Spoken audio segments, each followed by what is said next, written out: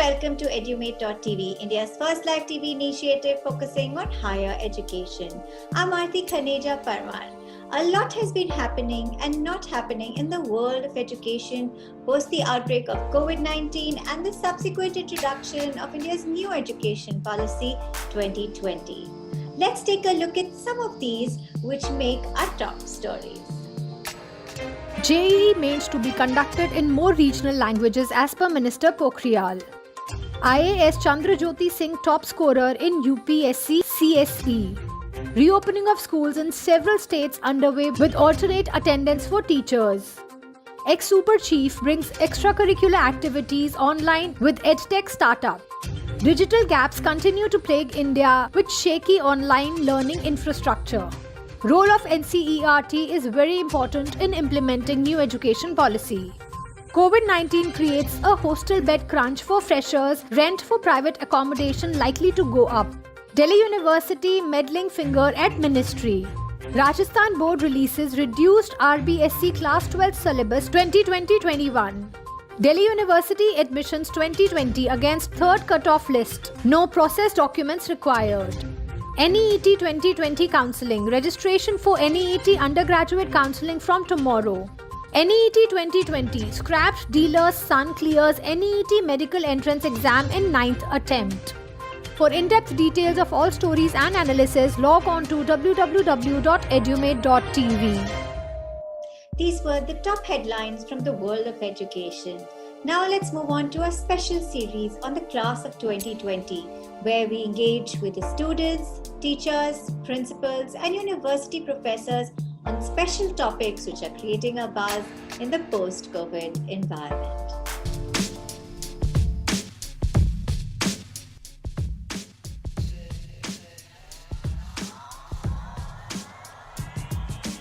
Hello and welcome to Edumate.tv. I'm Chetan Sharma.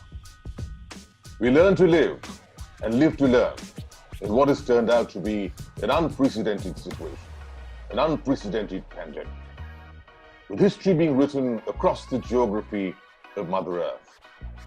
And a minor virus has created a major catastrophe, making each and every one of us rewind, rethink, reformat, restructure, reboot before we rebuild a new normal. In the field of education, particularly higher education, they say the only thing constant is change. In a pandemic, they say the only thing certain is uncertainty.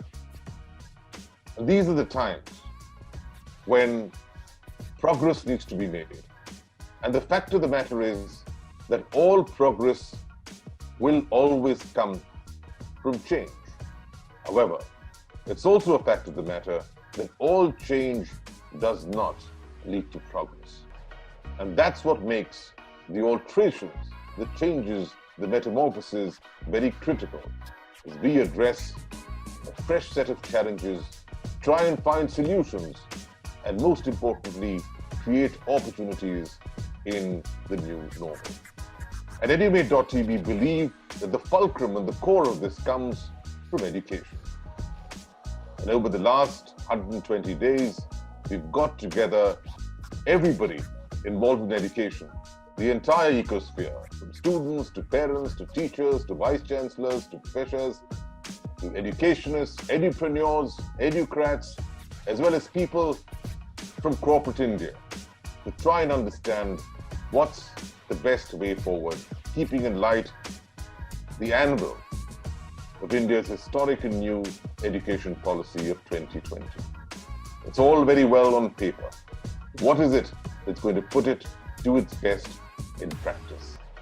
That becomes a subject of new conversation for all of us, particularly our young generation, the 16 and 17-year-olds who are today at the crisp with destiny, to try and understand what destiny holds for them. And more importantly, how do they get hold of their destiny through their new career options?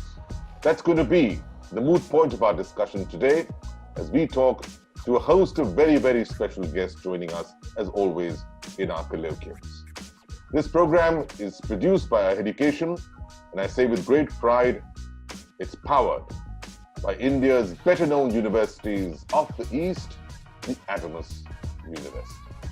First up, let's take a look at our very special guest in our colloquium today.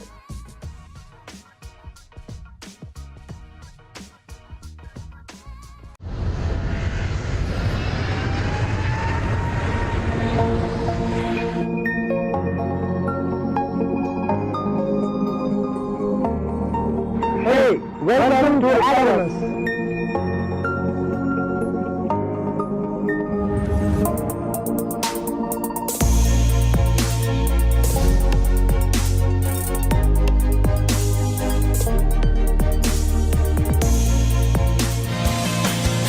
I'm proud to be part of Edumate University. Edumate University. The number of people applying for jobs are increasing. The need for employability is enhancing.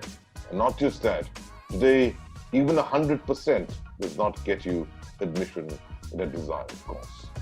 Conventional jobs are being taken, but they're being replaced by new ones, which makes not just the entire situation, Sandeep, a tough one. The toughest part, perhaps, is to decide your career if you're between the age of 16 and 18. How do you fathom that business and economics figures in this decision? I think pandemic or COVID-19 has put us across a challenge where we are not able to see the direction where to take. So if I talk about where the economy is moving towards in the next 3 to 5 years, you will see the major enhancement will happen on infrastructure, enhancement will happen in the healthcare sector, enhancement will happen in technology investment, enhancement will happen in agriculture, which is the core strength of India. And everything has to be bonded very well. And the bonding that needs to come is to come from the people who are going to take up their career, whether it is management or economics, or in terms of, in general, if you look at, it's commerce as well. Now, when we talk about students who are sitting out here, I would like to look at the professionals of tomorrow who has decided to enhance their knowledge and specialized on areas of strength that they have to take it forward. I think that's basically we have to be very, very clear. So in this segment of people that we are addressing today, I think we have people who wants to enhance their knowledge when it comes to commerce, who wants to enhance their knowledge when they want to use the data analytics and basic sense when it comes to economics. And the third category is when they are looking at becoming business managers of tomorrow, to manage businesses, manage and delivering growth to organizations that they will be join. I think we have to be very, very careful here is what we are going to do, because here is a segment which will have a mixed bag. When we are talking of business management per se, we need to see what is the specialization that we look at. So normally when we look at management, we look at specialization, which is, business or looking at IT or HR or marketing. These are the specialization which we have normally heard of, and we got educated in that. But today the specialization is becoming very, very different because everything is getting micro-managed. So when we are talking of managing or marketing as a specialization, there are things which is evolving in the new economy where we see a lot of, work that is happening where you have materials delivered at home. So when I say, if you are looking at a business of Amazon, or you are looking at so Amazon itself is an A to Z solution provider. All of us know that. Where if you're looking at Flipkart or this kind of thing, you will see what is becoming very important is the satisfaction of customer that we are looking at. That means there is a special lookout and a specialization that one needs to look at, that how do you handle the logistics and the supply, which meets the expectation of customers, as well as for the people who are manufacturing and getting the goods delivered to your doorstep, the materials are intact of delivery. So these are things which is becoming very, very critical when we look at management. Today, when we are looking at research of coming out with vaccines and all this, what is the basic requirement that is coming out? It's the data. Understanding of the human anatomy, you need a backup. You need something which will build the strength, which is data. And if you become very, very enhanced and knowledgeable in crunching your data, doing a proper analysis, obviously the direction of getting a solution will become easier. So when we talk about overall in this particular scenario, time has come that every individual who is sitting on board to understand and learn and listen to the learning people, I think your focus should be areas where we get specialization and what is going to be the requirement of the industry tomorrow. One of the aspects that has become very clear in the COVID environment is that we are seeing a lot of flattening of opportunities. So many opportunities came to people of certain campuses or certain geographies.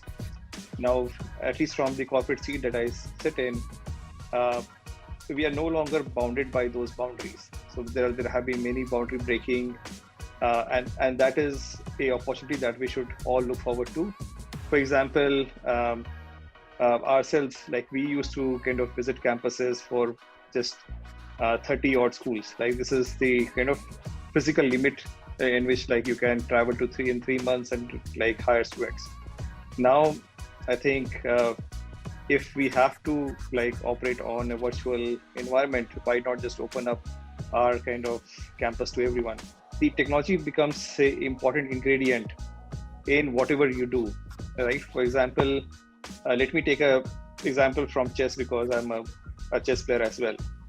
Like in a classical chess, like it's how fast your mind operates is one of the factors. Now, recently we saw like India versus Russia championship being held virtually, and soon the World Championship is going to be held virtually. Now, it's not only the how fast your mind works, but how you coordinate with your system, how you coordinate with your mouse, and how your mouse functions also becomes important if you win or lose, right? So similarly, like given that many aspects of various jobs will become virtual and technology driven, like either you're from business or commerce, like what are the technology tools so that you do not depend on others to create insights like machine learning, data science, AI, these are all buzzwords. But if you look deeper into it, these are very simple tools. Like in next 3 to 4 years, this will be like what we use Excel or these kind of simple tools for. The world is opening up to the borderless or geography-less opportunities. So it's high time that you increase your horizon of finding your career options. It is very, very important that all of us must realize our strengths. There is nothing else except revival from here. It cannot be worse than this. Now, there is a positive angle to all this. Firstly, the opportunities which are going to come are tremendous. The information available to students or to the youngsters today is immense. They can download everything on a click of a button and they know. At times, there is so much of a download of information that we get confused.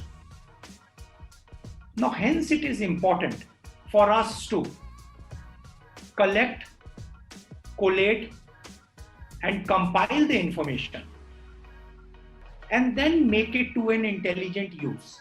The next for a job aspirant is he should be able to perform not only his assigned job, but a little more than that. What value addition do I give more than what I am hired for? Are we suitable for a thing? If not, do we make us employable? How do we make us employable is by getting education, not only a formal basic education, specializing into some aspect. Sectors spawn during crisis. Business sectors, business is a very, very intelligent organism. Business is a beautiful organism because it employs people and gives livelihood to the populace. How many of us really believed that about 6 months back, we believed that a new sector of business related to personal safety and hygiene would spawn like it has already done? How many of us knew about a mask? And how many of us thought that even a mask can be a statement of style? And in the days to come, that is what business is going to drive. But having said that, this is the time to start thinking whether we can also be job givers. The nation needs job givers more than job seekers. And the path to becoming eligible to be a job giving element or job giving entity of this society is to become an entrepreneur. Whether you are an entrepreneur or working for a company or organization or an NGO, wherever, remember, the spirit of entrepreneurship is beyond becoming an entrepreneur. Even in your job, you can actually display the traits or the characteristics of an entrepreneur. Interdisciplinary. Business gives you interdisciplinary perspective. From now onwards, whatever you study, try to go beyond the boundaries. Have an international perspective of looking at things. India is already a global market. We cannot but become global. There is nothing called domestic anymore. Even all of us right now sitting is on a global platform. This is viewed from all across the world. Be integrated in your functionalities. Be integrated in your work skills. Learn all the functions. In business and economics, there is no room for HR, marketing in silos anymore. Pandemic has taught us that we have to go beyond boundaries. Be intertwined. We have been producing critters and lopsided characters through education, whether we accept it or not.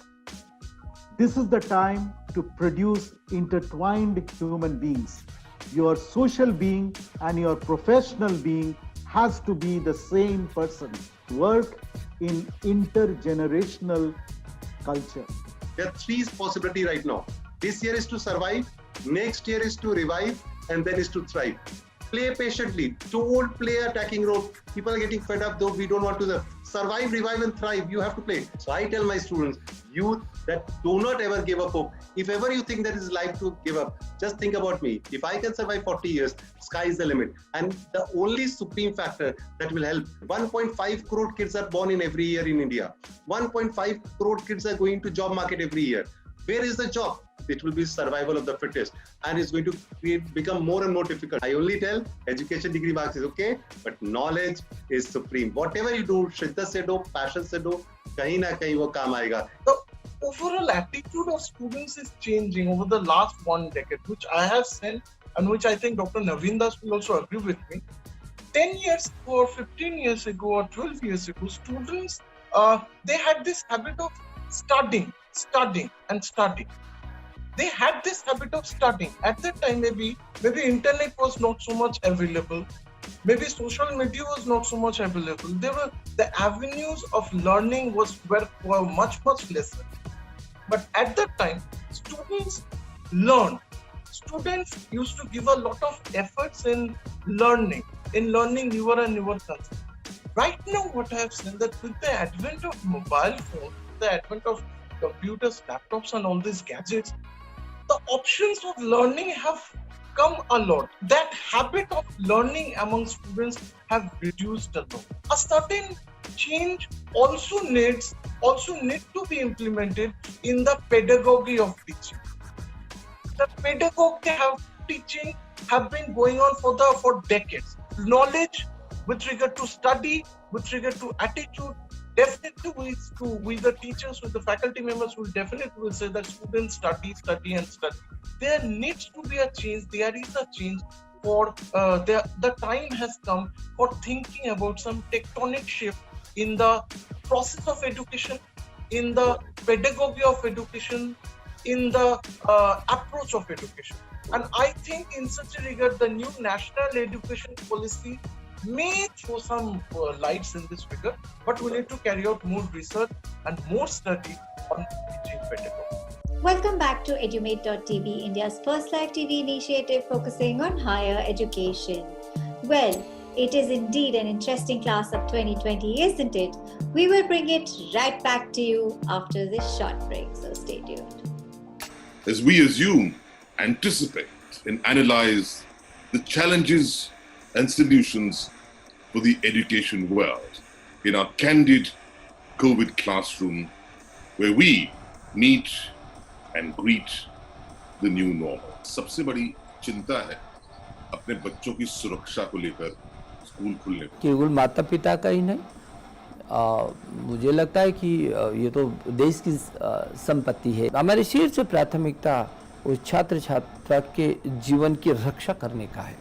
Excellent teachers should be inducted into the education system as teachers. So education is comprehensive. With the new normal, we must remember that we will certainly use technology to reach out to as many people as possible and to give quality content. Children and parents have started thinking of employability, and they are not going to be very convinced if you say that you are going to just do anything. Everybody would want to know what next when he passes the class 12 exam. In the new normal, the post-COVID world, we educationists should not plunge into with blindfolded.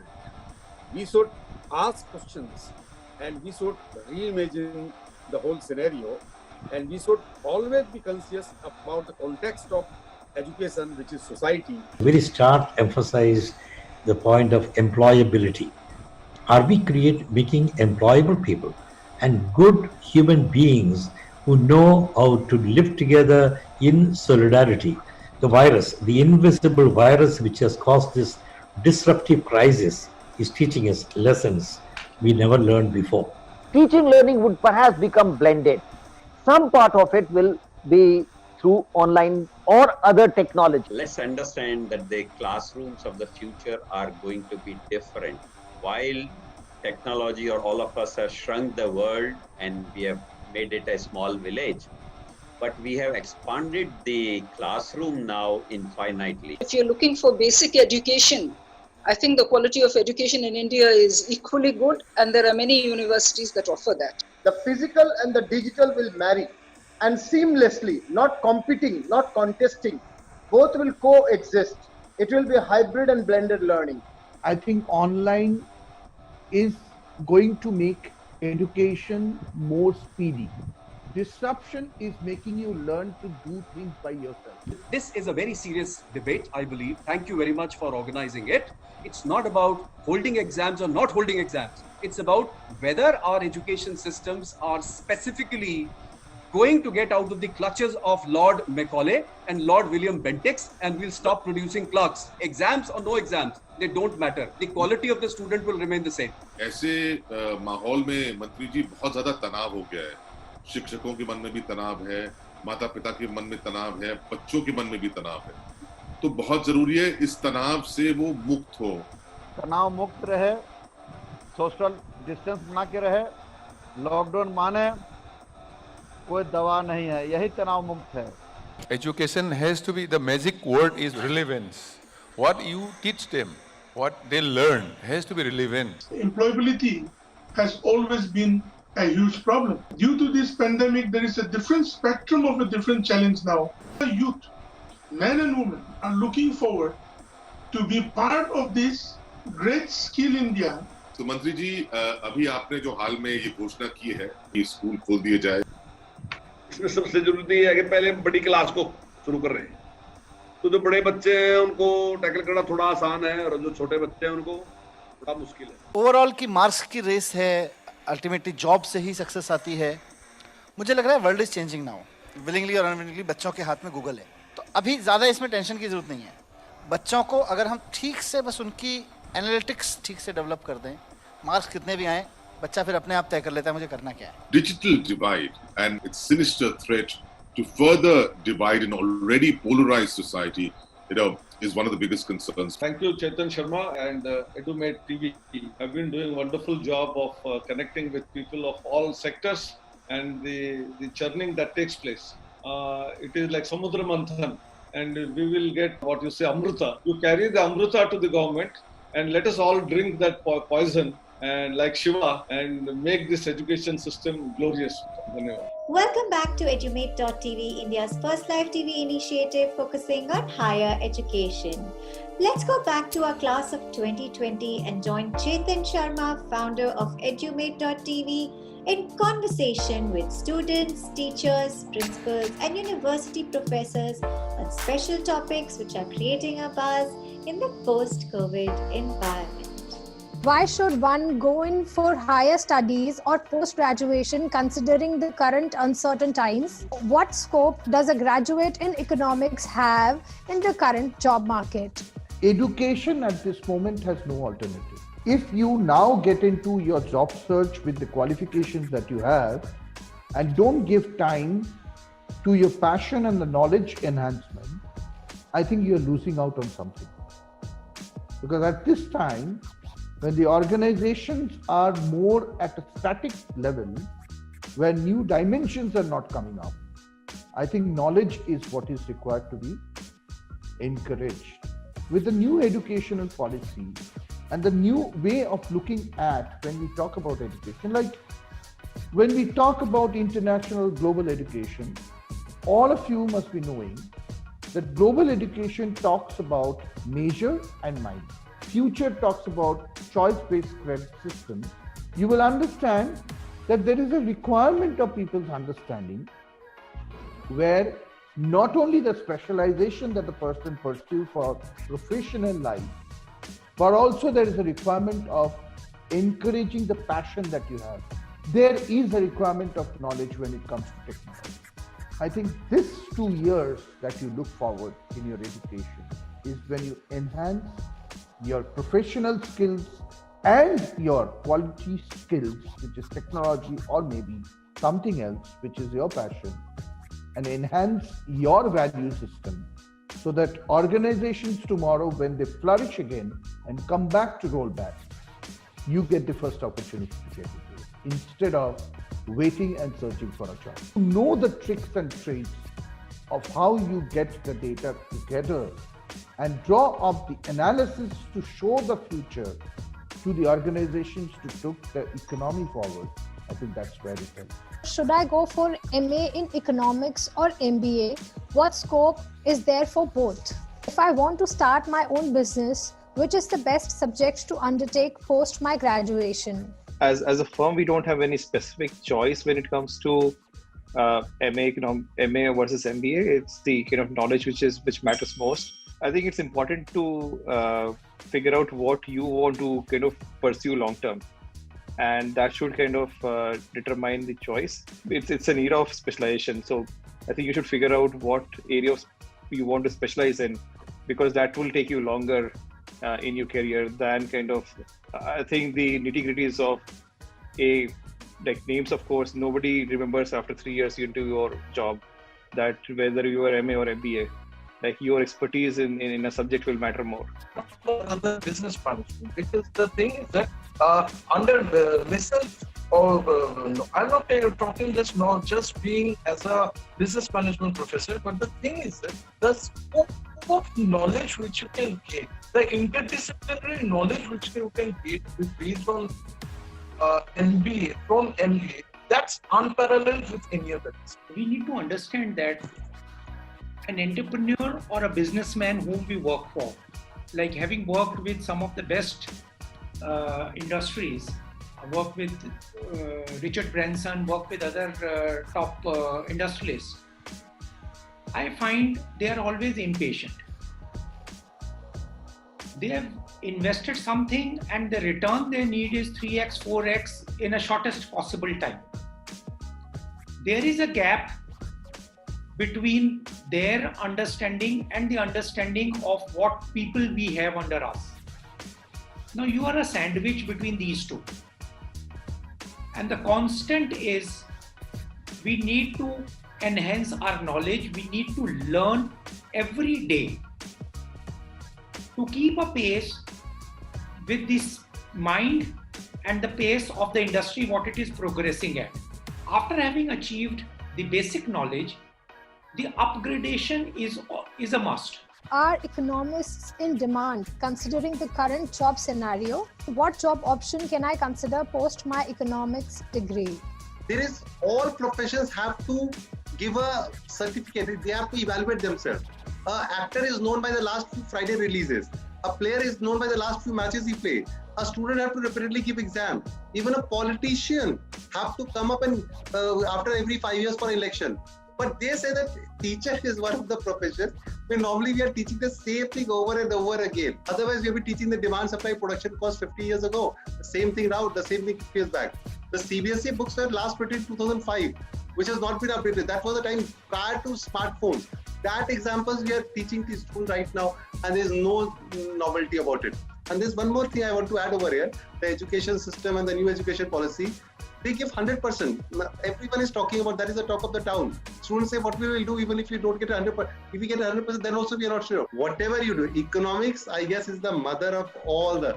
Everyone will be biased toward their own subject, but I say that economics is connected to everything. Out of all the time, this is the most important time for you to read economics. Is e-commerce a suitable sector for getting jobs? People work from remote, want services from remote. E-commerce is going to get enhanced further because there will be a lot of things which will happen which pertains to logistics and supply chain management when we talk about e-commerce. And e-commerce enhanced with technology will make the entire globe into a different paradigm. The education today has become globalized. The remote accessibility that people are getting due to COVID-19 advantages when we spoke about, because COVID-19, I always feel it's a blessing in disguise when we talk about knowledge enhancement. E-commerce is another area which is going to bloom because everything, there will be creativity and innovations which will be coming, which will make people to create technology, create knowledge, and enhance knowledge working from remote. Because you'll be forced to do that. With COVID-19, I think all of us who are sitting as a panelist today, including Chetan, yourself, we have been doing our relearning once again. We did our self-assessment once again. And we tried to find out, in this situation, what are our strengths and be focused on that. I think that is what is going to be very, very important.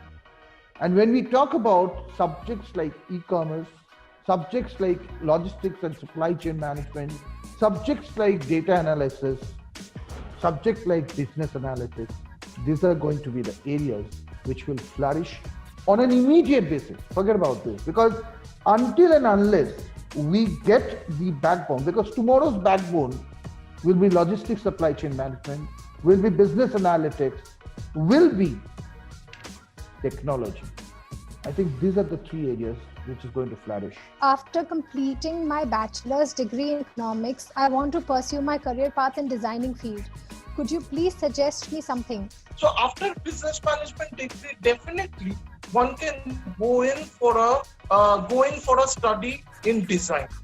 Now for design is a different thing and design has different aspects. But definitely, if you speak in terms of design, that will go to a different specialization. Like National Institute of Design is there, National Institute of Fashion Technology is there. They are also teaching different courses on design. Now, drawing the relation, design is a different thing, but drawing the relation between business and economics courses, which is current topic, which is a topic of our current webinar, and design courses is that I'll just answer a professional with a design study, with a design specialization can get jobs in any other place. But let me just drop, as it's only within the purview of business and economics. So let us just discuss with regard to design. Now, NID, National Institute of Design, National Institute of Fashion Technology, they have got their design courses, and they also have got their fashion technology courses. Now, with a business management degree and with a specialization in design as well as fashion technology, and you can even study MBAs also in fashion technology and design from this institution. And along with the degrees of this thing, now what will be your career option? Your career options will be very much in the different sorts of in interior designing. In the world of retailing, as you know, retail is the world's largest industry, and especially in the organized retailing industry, there is a certain aspect of designing which is being implemented, that is visual merchandising. Visual merchandising is a very specialized aspect, specialized art, specialized discipline of design.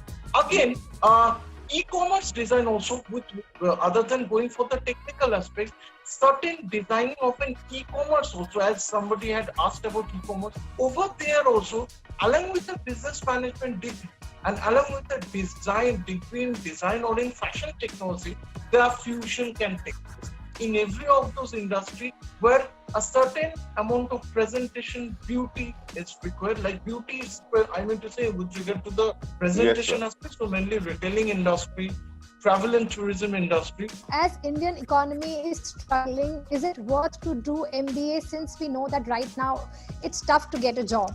Does internship help to learn more about business development? How are the placements and internship happening considering the current situation? Other than IES and EA, what are the other options to explore in economics stream to get a job? I think we have established a very well-oiled mechanism of hiring virtually. So it's no different from like hiring on campus. We create the same kind of interview IDs and everything. So there's just no change in the rigor or quality of the process. Economics is still relevant. Like maths and economics is a very good combination. And whether there are jobs right now, because of economics, the lot of jobs around the world are coming to India right now because of the kind of talent we have, and the global MNCs need to reduce cost. So it's not only about the cost angle, but the talent angle that is here. A lot of jobs are coming here. Internship is basically gaining knowledge. Now, gaining knowledge is when you are in an internship program, you get knowledge from your seniors, you get knowledge from your co-workers, you get knowledge. So it is always important, in case we can go through the internship, and more important is learn to the maximum. Let us not, internship can be 6 months, 3 months, or whatever period of time. Let us make a sincere effort to learn when we are put into the internship program. And not only learn, make that learning useful and employable for us in future after the internship program. As they say, internship is very, very important, because in these pandemic times when people are sitting and doing nothing, any sort of knowledge, anything of that the people gain, at least when they are doing internship, they come to know and come in contact with experienced people, and they share things. I know I am running an internship program absolutely free of cost. It is a completely free of cost, where we tell people to find out research and things and upload it on their social media, and then they gain knowledge, and then when they go for interviews, they are able to shock the person who is taking the interview, because that is how you gain knowledge. Otherwise you will sit idle. I think all of us went on speaking about upgrading ourselves and upskilling ourselves. We mentioned that several times. And in this pandemic, dear student, if you start losing hope of the market opening in the next 1 year, like one of our speaker had rightly mentioned, that initially we were trying to protect ourselves, or we were trying to support, and we restricted ourselves staying at home by doing lockdown. Today we are into unlock situation where we are taking head on. So there is a mix of defending and becoming offensive. So instead of thinking what is going to happen in this pandemic situation, please understand, we are talking of 2 years down the line. We are not talking of recent times. Things will change. This is the time when you upgrade and upskill, be ready to take the world in the coming 2 years. With the new enhancement of national education policy, and the credit-based choice-based credit system, you have the opportunity to take it forward and do more, which aligns your profession to the passion you have and win the world. It is an excellent opportunity. I think this is a great thing. I'm going to propagate. I'm going to tell students to definitely be a part of it, because new education policy, as he said, तोते आसमान में अच्छे लगते हैं, तोते classroom में अच्छे नहीं लगते हैं. We have been made parrots. We have been reading the same thing. But now this is a good thing, new education policy. And Adamus, if our institute is doing it, I love it. I am really honored to be a part of it. I feel this is one of the most wonderful program what you people have started.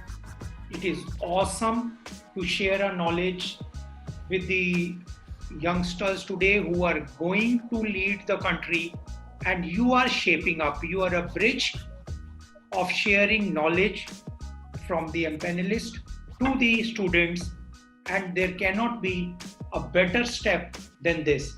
I wish you all the luck, all success, and thank you very much for everything what you people are doing.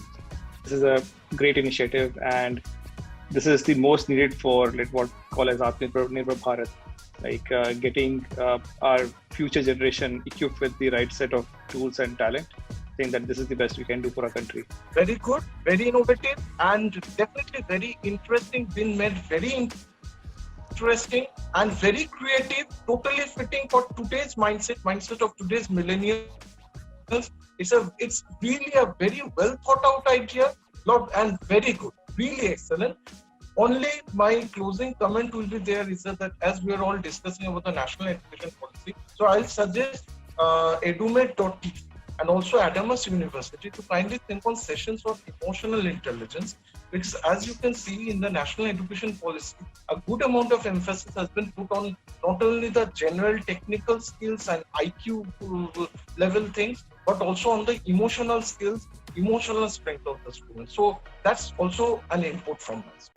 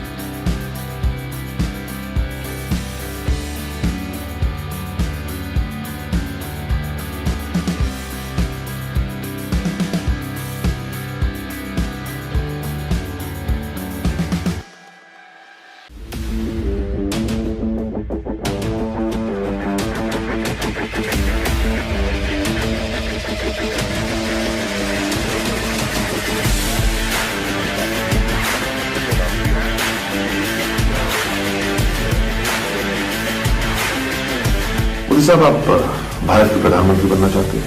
मैंने कभी बनने का सपना पहले भी नहीं देखा था, आज भी नहीं देख रहा हूँ, आगे भी नहीं देखूंगा. You have a knack for really asking great questions, I must say. What is it that's going to take you to make a substantial investment into India? When you got to know that you're going to be the Chief Minister of Maharashtra, was there a smile on your face or a frown? हमारा संविधान ये कहता है कि हर एक भारतीय को 16 साल तक मुफ्त नहीं शिक्षा अनिवार्य होनी चाहिए. कहाँ तक पहुँचे हम? Budgets can create jobs. So is the beautiful now becoming the bold and the beautiful? क्या कहें आपको? सुंदर, सफल, suave. क्या बोले आप? Starting out as a cricketer, he used to let his bat speak. Then moving out of cricket, he used to let himself speak. Always straight talk from Navjot Singh. Why would Navjot Singh be a politician? People who never talk straight.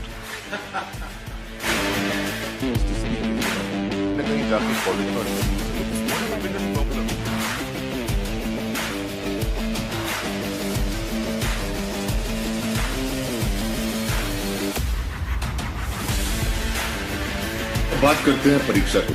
मस्ती के साथ वो छात्र पढ़े, लेकिन उसका वर्ष हम खराब नहीं होने देंगे. जाके कॉलेज में एडमिशन की जरूरत पड़ेगी. एक बहुत बड़ी चुनौती जिसका students they like drawing or other things. If they get the funds, they are not able to spend them in time. But actually, what does a child need? Chetan ji, I think what you have just pointed out is one of the very evident points. इसमें तो बड़ा परिवर्तन आया, उसमें मैं आपको भी एक बहुत बड़ा मत देता हूँ. Thank you, Chetan Sharma and Edumate TV. Try and make a better education system for our future. That's why I always say, if you educate better, then you edumate better.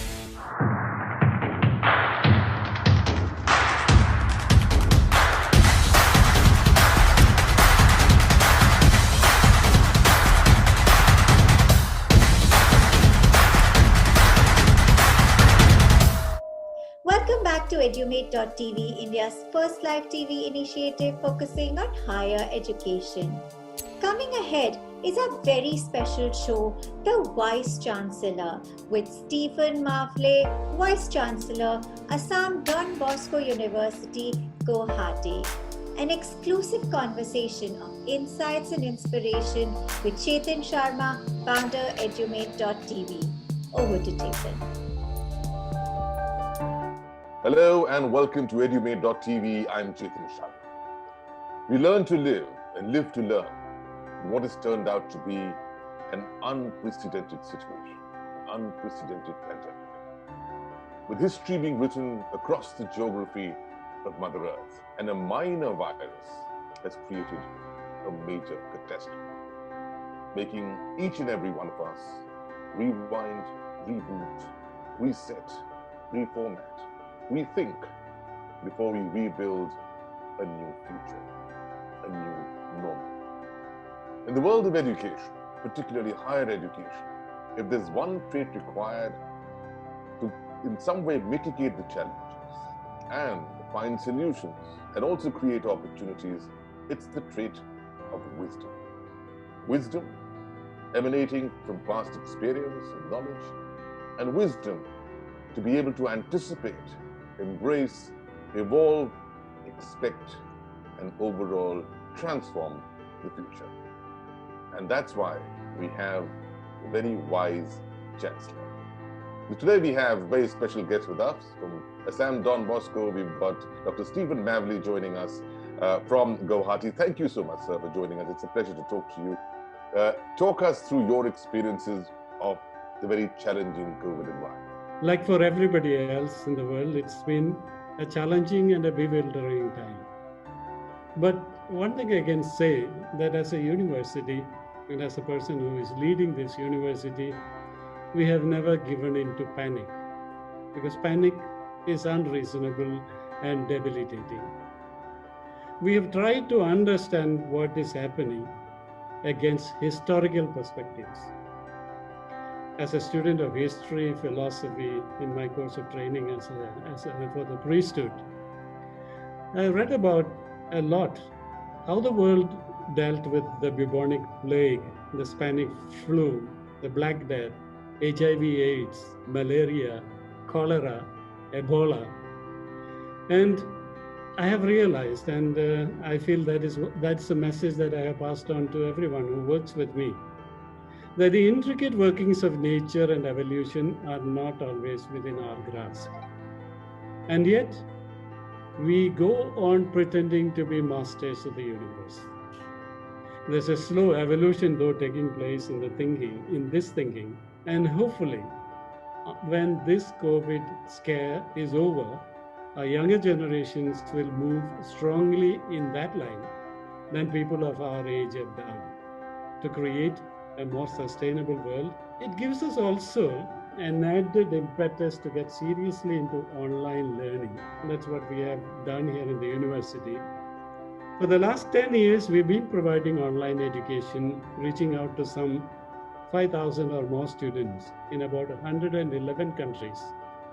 And we have had some commendable degree of success in that. For the last 3 months, we went full steam ahead with online teaching for our students. And I must say, we have had varying degrees of success because internet accessibility and reach are the cause of some concern. Going forward, we are planning to provide 20 to 25% of our courses online for our regular students. We as a nation has tremendous depth, unlike many other countries, historically, culturally, philosophically. But we have never seriously tried to pull our weight proportionately in the rest of the world.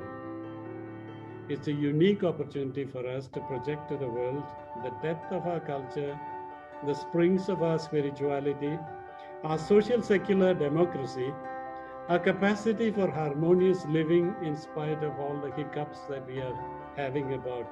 I believe this is something fantastic that we can do as a country. Thank you for highlighting the immense opportunity which the COVID actually provides. And just your analysis has been humble, it's honest, it's honorable, but most importantly, it's heartening. And I commend you for having just thought through the entire process.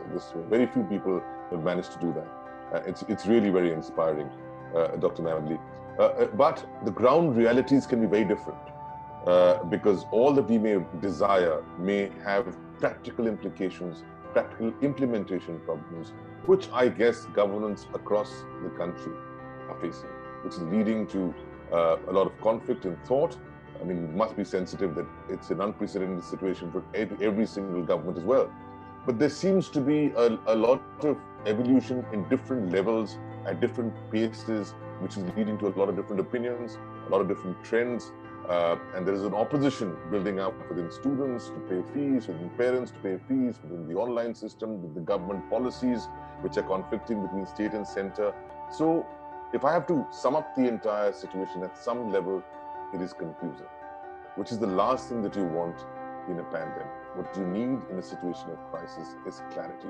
It may have its risks, but clarity is paramount. What's your point of view? But we as a country, I think we need to take a very different look at this entire scenario that is unfolding before us. If you notice, and that's what we find in the papers and on the television, our rate of succumbing to this infection is very low compared to the rest of the world.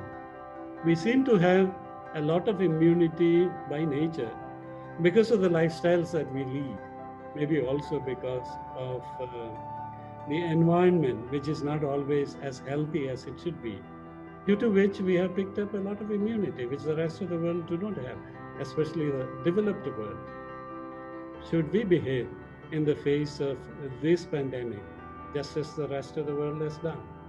Or should we develop our own unique models of dealing with it? I think that itself is also a very beautiful thought, an ingenuous thought, particularly at a time when India is fighting hard to emerge. It is being recognized as a world leader. We need to chart our own course, not just as a country, but also as an institution, to be able to reflect what the correct practices ought to be going forward. So thank you for highlighting that, Dr. Mavli. But things on the ground in the education world have obviously been a little challenging, a little topsy-turvy. talk us through how Assam Don Bosco has particularly overcome challenges and created opportunities, and what are the challenges still afresh with you, particularly on the admission part? Admissions this year we have gone totally online. We've been doing it online earlier too, but this year there is the added problem that a lot of persons are not able to log on because of internet connectivity problems. But still, I can see it is going on slowly but surely, and we shall get there, the numbers that we require to keep this university on a sustainable basis. But let me perhaps talk about something that you mentioned a little while ago, about this whole idea of online education. It is already several years now, started in the Western countries, and it started percolating down to our own country to the better institutions. There is what is known as fracturization of education taking place, where a person could select whatever subjects or courses of study that he or she wanted to take and make a combination for himself or herself and ask a university to give a degree for you. But of late, that has gone further.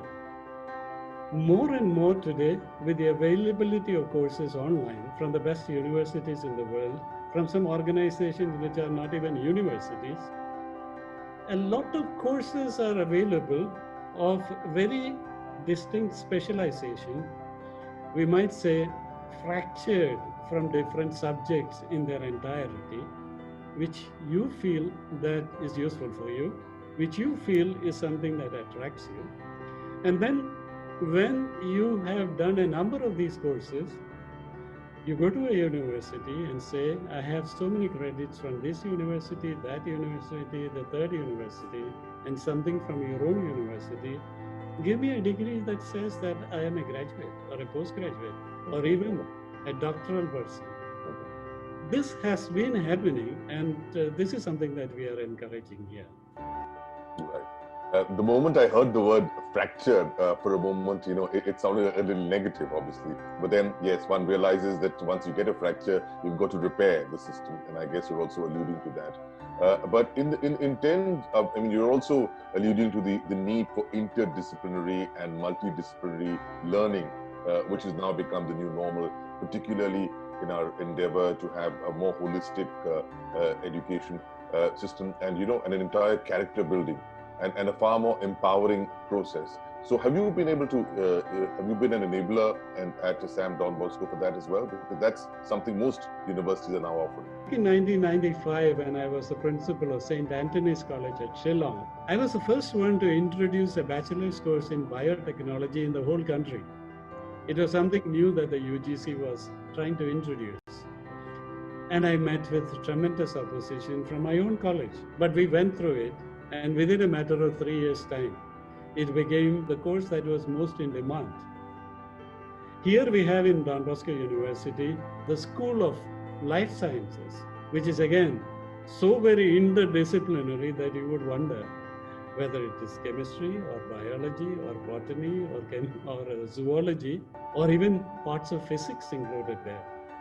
This is the way forward today. I'm rather intrigued by your sense of foresight and farsight. So I need to know a little bit more about you as a personality, because obviously you've studied a lot.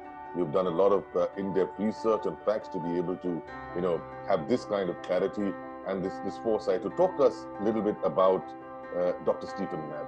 Inspire us. I must say that I have been singularly blessed. I've had exposure to sciences, to education, to mathematics, to mass communication, to philosophy, to theology. I've had exposure to India and probably some of the best universities abroad in Europe and America. And I have been a keen learner all my life. And when we decided as Don Bosco Society, I don't know if you're aware, Don Bosco Society is a worldwide society. We exist in 132 countries. We are about 17,000 fathers and brothers in the world.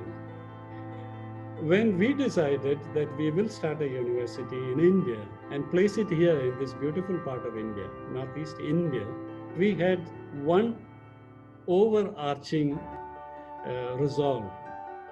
That is, that we should be able to mold persons who are dependable human persons and who can act anywhere in the world as persons who are educated, who are socially committed, and who have something within them that makes them people who will stand out and be a joy to have around.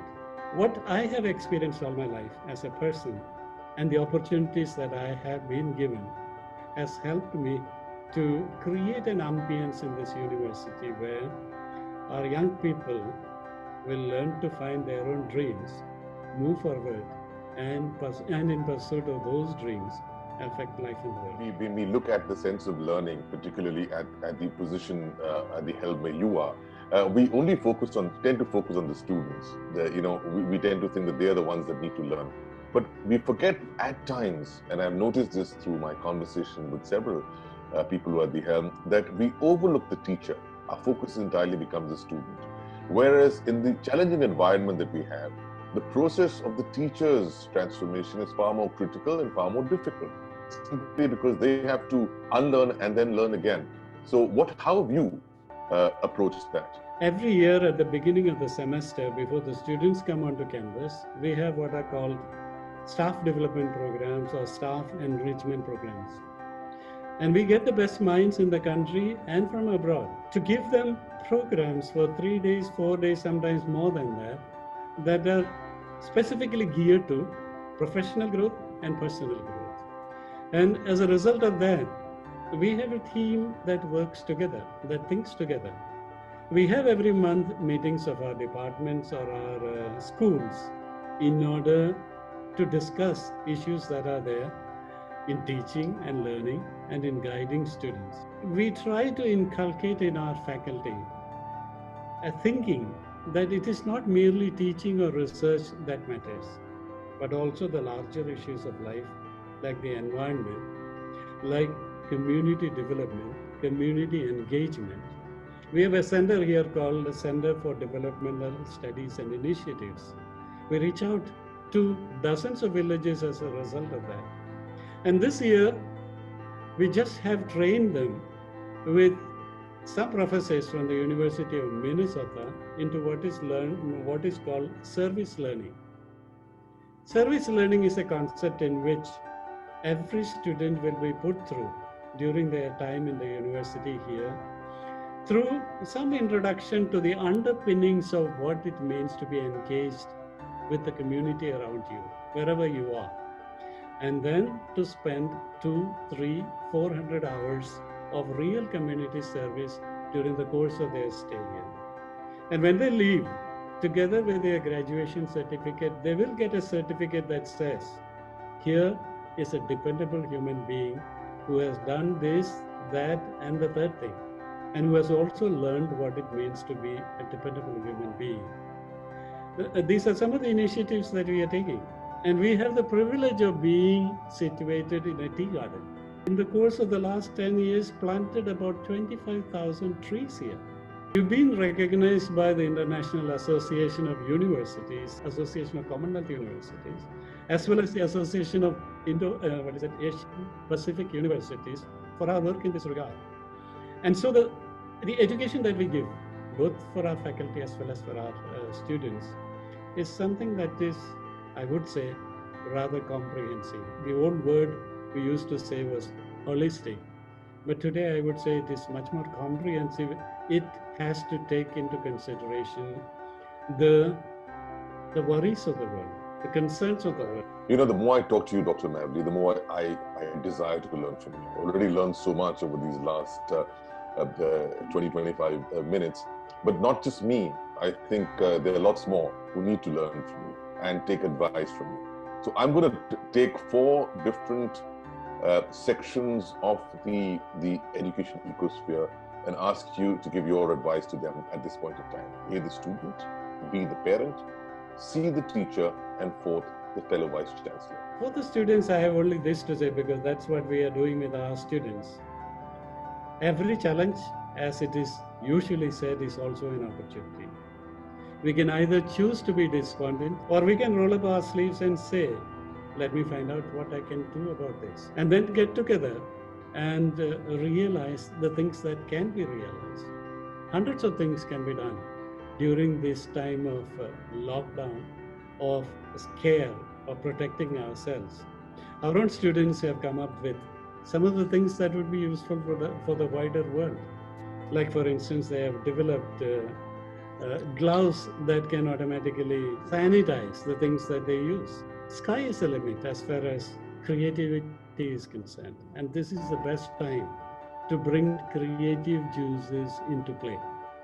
For the parents, one thing I have noticed, and I hope that will continue, due to the forced lockdowns, they have had far more time to spend with their children than they ever had.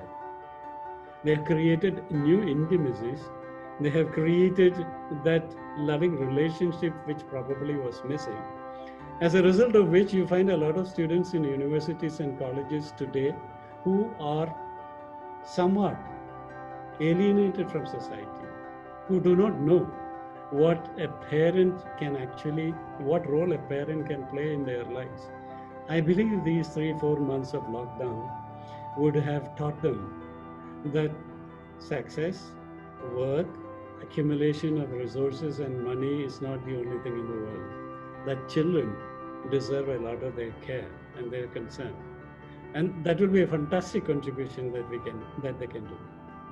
And for the younger generation especially in our country, I hope that the hygienic practices that we have been insisting on now will become a pattern in their behavior, that they will be far more careful about hygienic practices than we, the elders, have been. And as a country, we will become an example in the world for something that we are not known for. We are known for our slums, we are known for our dirt, we are known for everything that is unsavory. I hope that will change too. You know, Dr. Mavli, it's not just what you say or how you say, most importantly, why you say is what deeply impresses. And as I converse with you and conclude this conversation, I'm just, bombarded by an alliteration of eyes when I look at you and I hear you. Insight, innovation, inclusiveness, a deep sense of Indianness, initiative, and above all, inspiration. You truly make a very wise chancellor. Thank you for talking to us. It's a wonderful idea.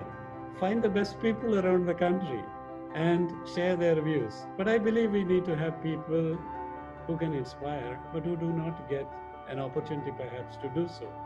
And in that light, this initiative of yours is truly commendable.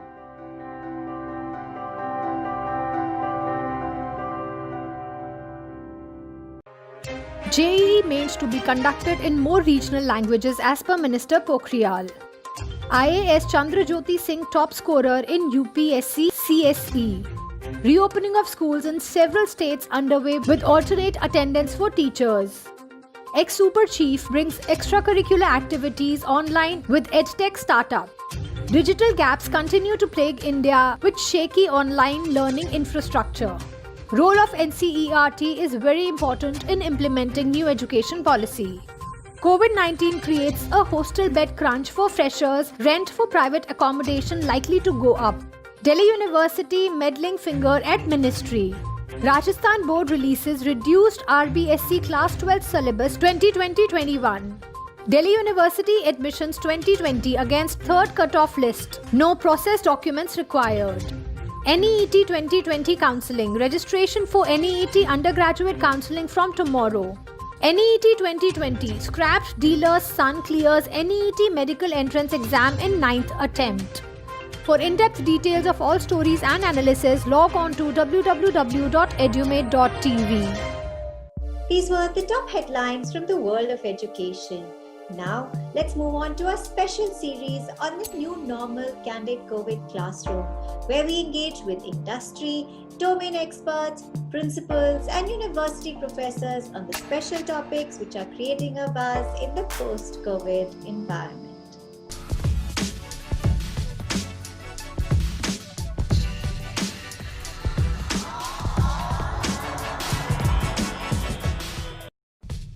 We learn to live and live to learn. What has turned out to be an unprecedented situation, an unprecedented pandemic.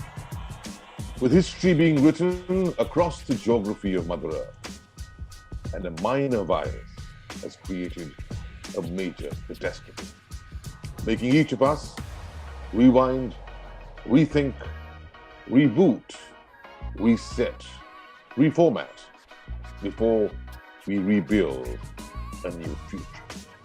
A new future which will become a new normal in the world of education. The only thing constant, they say, in life is change. In a pandemic, the only thing certain is uncertainty. Change we must, because change is an essential ingredient of progress. So while all progress necessitates change, the fact is that all change does not lead to progress. So we need to be very careful about what we change, when we change, and how we change in an environment which is fraught with risk and challenges.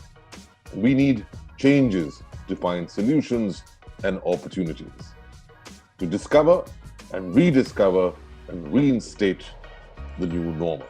And to do that, at Edumate.tv, we have our candid COVID classrooms where we speak, interact, find opinions, views, news and analysis across every single cross-section of the Indian education ecosphere. The student, the parent, the teacher, the principal, the vice chancellor, the educrat, the minister, and even the edupreneur. And a compilation of all this will be submitted in the realms of a white paper to the Government of India at the end of September to provide a direction and a reason for reason in the new education system, which we call the new normal. This program, like most others, is brought to you by Education, which looks at education ahead. It's our 53rd New Normal series, which we started at Edumate.tv. I'm very proud to announce that it's powered by one of India's better-known universities, the pride of the Northeast, the Royal Global University. Today, as always, we have a list of very special luminaries who will talk to us on a very engaging topic on the need of a new ecosystem on India's education. Let's first take a look at who these very special people are.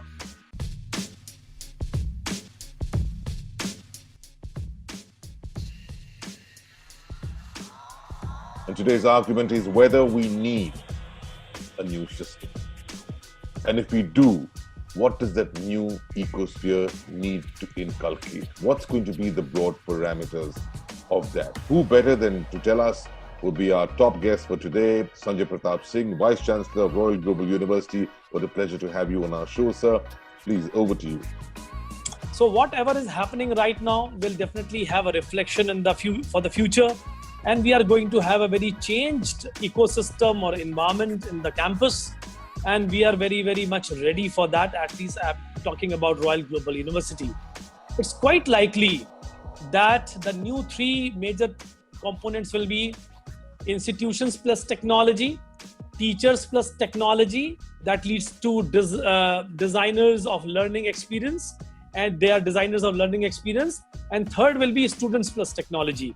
Third component is quite by and large covered, because I'm talking about my student and students who are coming from middle class and upper middle class. I'm not talking about the strata, which is probably we are not catering as of now, but I'm concerned about them. Teachers need to be groomed, trained, and they should practice hard, and they are practicing hard during COVID time, so that they are learned enough. They are having this interaction more better than the initial interaction when we started in March, April.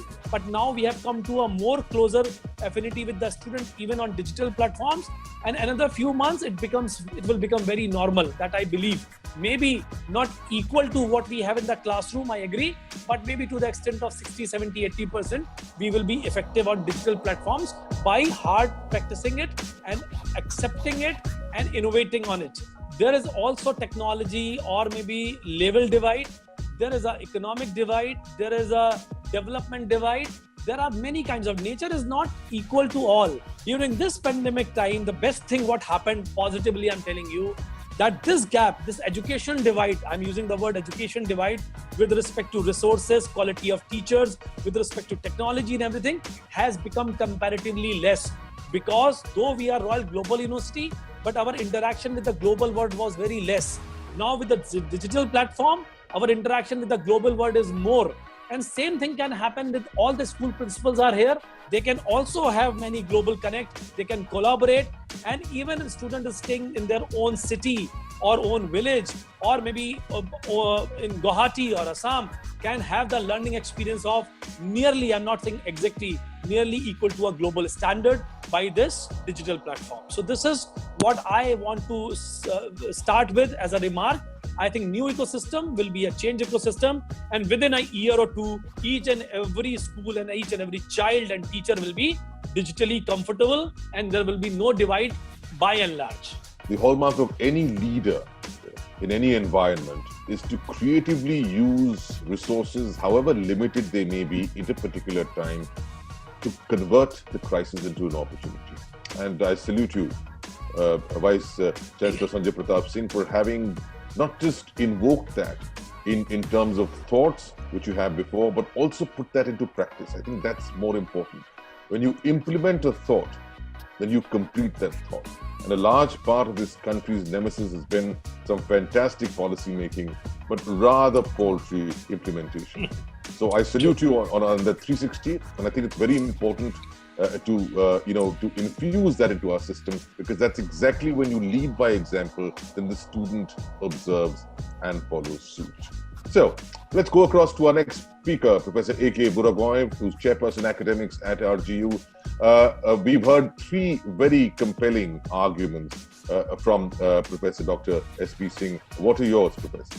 This post-COVID, if there will be any very large radical change in any system in the world, in any sphere, whether it is economy, industry, or whatever, entertainment, media, I think the largest impact will be, and the largest change will be in the education sector. We have to prepare for the ecosystem shift, therefore. Now coming to the ecosystem, for the new ecosystem to come into conformity with the new challenges, to cope with the new challenges, very rightly and very obviously, we have to gear up at every possible level, from our institutional level to the government level to the international level, in really strengthening, expanding and consolidating the digital infrastructure. No doubt about it. We have to not only narrow down, we have to completely bring it to the zero level. Coming to the online delivery, there are two very important aspects I would like to highlight in the opening remark. One is that the online technology platform is only a delivery system. It's only a mechanism to deliver the content that we prepare. So what will matter most for this kind of delivery from a digital platform will be the need to develop, recast our content also. The course curriculum has to be revisited, reviewed, and brought in tune with, in harmony with the technology which will be used for delivering those. Second thing is that after this delivery part also will require not only modification in the content curriculum, course curriculum, but it will also require, as Professor S.P. Singh has said, that the teachers have to be trained, reoriented in a new pedagogy. But for us, here the crisis was, there were students who we could not reach out to, and there were students if we talk about the digital divide, then there were students who were not having the devices at all. And then, so we need to be talking to our teachers as to how to reach out to those students. That was the primary thing. Now, the crisis was imminent, and we had to take quick decisions to meet them. And how we went about that was that under any circumstances, the learning should not stop. So we trained our teachers, we made partners with our NGOs, like Bharti Foundation was roped in order to provide the technological training to the teachers and so that they can cope up with this new situation. So on one hand, we were having this capacity building programs. So there were ones which were initiated by the directorate itself, and there were some self-initiated systems by the mentor teachers also, whereby we launched a new series which was called Let's Talk Education series. So even if a student was not having one particular device, so what we did was that we are now in the process of framing the worksheets, and we are sending them across. So the parent who doesn't have a phone or a device at access can actually go to the school and collect those worksheets, and then after a week can go and then fetch the checked worksheets and then check. So we are leaving no stone unturned in order to reach out to any of our students in whichever way we can reach. I was just thinking, and I thought, no, let's talk about the priorities of government when we make our education policy, when we talk about those things. And because we are here to kind of give some input on, say, policy. Look, the earlier concerns were kind of when Operation Blackboard is there, or all kind of thing to create one classroom for a, say, school, or kind of say to ensure that there are less dropouts. Those kind of issues in the beginning were very much at the outset of, say, concern of the government. But I feel after this particular pandemic, I guess they need to introduce certain more things into their concerns and that area where they need to focus on. And one of the main focus, I guess, which will ensure that, the two biggest problem or the two biggest challenge of education system in this country, they can address through that. And the challenge is number one, infrastructure, number two, the quantity and quality of teachers. And I think in my understanding, we need to look at this assessment system in very, very differently. And that's why in my last webinar also, I talked about it, that we need to re-evaluate our assessment method, what we want to assess, why we want to assess, and what will be the outcome of that assessment. Exactly at the end of the day, what we want our students to learn. Are we only restricting ourselves that, okay, if my student is getting 90%, that's perfectly all right for me as a school, or our expectations are different? And that's why as a school and as an organization, we need to be very realistic in terms of setting our outcomes. The problem is that we are still sticking to the old type of note giving and all those things. And for that, we require some teacher training, which is more important than teaching the students now, because they are doing their classes as they were doing in the offline mode. But the new normal is this, that we have to be adept to the online mode. So the more emphasis that has to be given is the concept education. And I think teacher also has to, they have to develop their own techniques. For example, they should start their TCI concept, like that means techniques, that means topic. Then from the topic, they should be able to get out the concepts that are involved in the topic. And from that, they have to give the information accordingly. And I think we have to change the evaluation process. Let's now go across to some of our teachers who are here with us, who are representing their schools. I think it's always very important to speak to teachers because they are the greatest influencers of students. They're also the greatest influencers of their school and their future education. Two of our students got 100 in English and 100 in maths, so it was really a good result. We had 15 out of 54 children, 15 students, they got 90 plus, and around 20 children, they scored between 80 to 90%. To the present scenario, I would begin with congratulating all the teachers and the students for acclimatizing themselves to the new online education system, for which we were all not very equipped with. So after the initial roadblocks, our school started with WhatsApp groups, and we also started using Google Classroom for sharing the assignments and for delivering the lessons and for giving the projects. And from next week onwards, we are also starting with the virtual summer camp. for the children for 15 days. So it is going to be a 15-day academic break for them, and they're going to participate in the summer camp activities, which is going to be a mix of public speaking plus the art sports activities. So our effort was to keep the children engaged even in this critical situation. So, and that has been very well appreciated by the parents also. So I feel after the post-COVID, what we require is we need to completely have a makeover of the curriculum, the syllabi, and more of research work and project work should be incorporated as a part of evaluation system. We should not focus more on the mark grading system, but more of research work and paper presentation work should be a part of the school curriculum. The children who live in remote areas, they can have access to the online courses. In fact, the esteemed universities like IITs, NITs, the prestigious universities, they can transcend the global boundaries and can go online.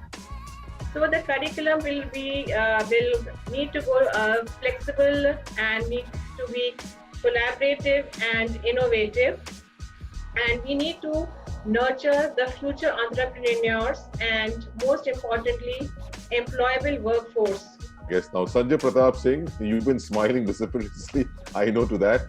But I know you've also, because most of our teachers, Sanjay ji, have spoken about, innovative ways that they are approaching education. And I know that the Royal Global University has been a standout in terms of innovation and taking preemptive measures and looking into the future. I often say that, having spoken to your faculty, the 3 E's are which govern you. You've expected well, you've embraced well, and you've evolved well. So talk us through those, those shifts in building up the new ecosphere in your campus. The knock of pandemic came, and on 15th of March, when we were asked not to continue with the offline mode of teaching, we immediately thought what to do now. And somehow with the experience of other countries, China, Italy and Europe, we have understood something major is going to happen in our country also, and we geared up quickly for the digital mode and digital platform, and teachers immediately started experimenting in the very first week itself. And on 23rd of March, we conducted a full-fledged training of the teachers that how to use Zoom. That time Zoom was more prominent, and how to use digital platform, and how we requested teachers. A lot of discussion happened, and then finally we decided to start our classes from 24th officially, though classes have started before 24th, and I think in the very first week, few of the classes has happened. So far, we have conducted more than 12,000 classes, and then we conducted online. This is very important, our evaluation part. Online open book, open source examination, where 98% of the students appear for the examination, and we have evaluated them, and they were very, very honest, and they have not cheated from friends or parents or other teachers or tutors. They have taken use of maybe books or maybe any other source, but we have set up question in such a manner so that we can analyze their ability with respect to cognition, with respect to remembrance, with respect to analytical skills, and all those components of evaluation we have taken care of. And all my students are continuously in touch with the studies and either studying or revising. And now their final exams, so they are again revising. And our new session will begin from August. So again, they will be, because our objective is only one in Royal Global University, that a student should be positively charged during this time, and they should continue their studies in a leisure manner.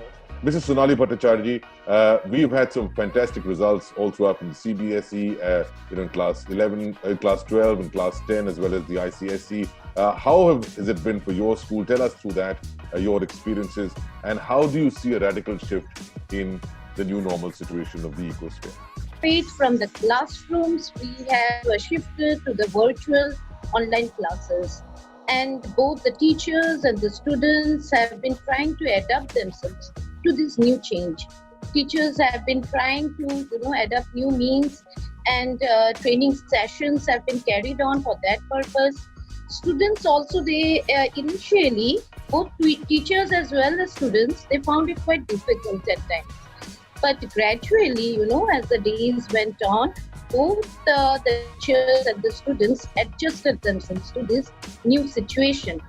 And not only the bookish knowledge, but we have also taken concern about their mental health, because the mental health of the students have been affected due to this post-COVID situation. But yet the students are trying their best, and the teachers are also trying their best to reach out to them, because as educators, our prime concern is to reach out to the students, to interact with them. So whether it is the classrooms or whether it is our home, we just want to connect to them and give, try to give a knowledge to them that we have to prepare themselves. They should be confident enough. And with the online classes, especially, I feel that the slow learners have been, they have got the chance to express themselves, as they would hesitate to speak out. They would hesitate to participate in the various field trips or projects or any other kind of work. But nothing succeeds like success. And for success, all you need is a will. Where there is a will, there'll always be a way. And that way is shown to us by some of the best luminaries around us in higher education. Let's take a look. Royal Global University is your window to the world. See the transition in you through innovative pedagogy, state-of-the-art facilities, and experienced faculty. The leading university of Northeast India, we handhold you to stay inspired throughout your journey. Your intellect combined with our tutelage will pave a purpose to ideate and innovate. Spread across 27 acres, all schools are equipped with the finest state-of-the-art infrastructure. At Royal Global University, Guwahati, we nurture global citizens. Our placement support ensures quality career and a secured future. You dream, we deliver.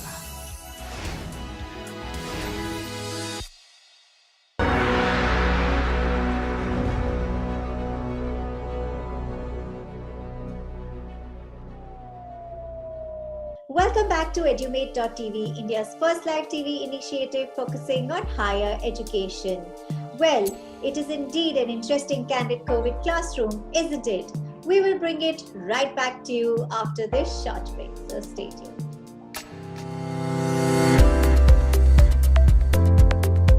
Congratulations to Government of India on this new national education policy, which has come after almost 34 years. Based on the foundational pillars of access, equity, accountability, quality and affordability, I hope this policy is going to bring huge changes in India's economic growth and human capital development. It amalgamates the best practices from several Western and Southeast Asian countries and even countries for Europe. We hope that with the draft new guidelines available to us soon, we all would be there to support the government on this wonderful initiative. Namaskar. Thank you, Edumate TV and Mr. Chetan Sharma for giving me a chance to give my initial comments on national education policy. The policy is very comprehensive. I think the committee has done an excellent job. We have gone through the whole draft of the policy earlier. For higher education, where I'm working as a Vice Chancellor, I'm Professor S.P. Singh, Vice Chancellor of Royal Global University, Guwahati.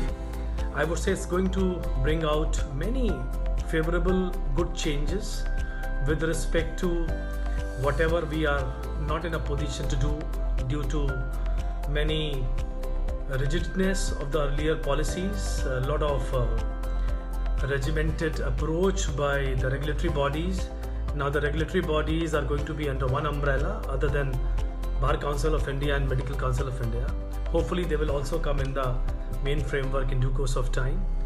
Also about that if there will be one regulatory body, it will be easy for them to see that quality of education is proper in the higher education institutions or not. Hello everyone, this is Professor Tapan Kumar Nayak, Dean Academics, IMS Ghaziabad. With whole heart, I welcome the new education policy being announced by the Government of India on 29th of July 2020 under the able leadership of Honorable Prime Minister Sri Narendra Modi. This is a much needed and much awaited decision to bring quality in the system of education in the country.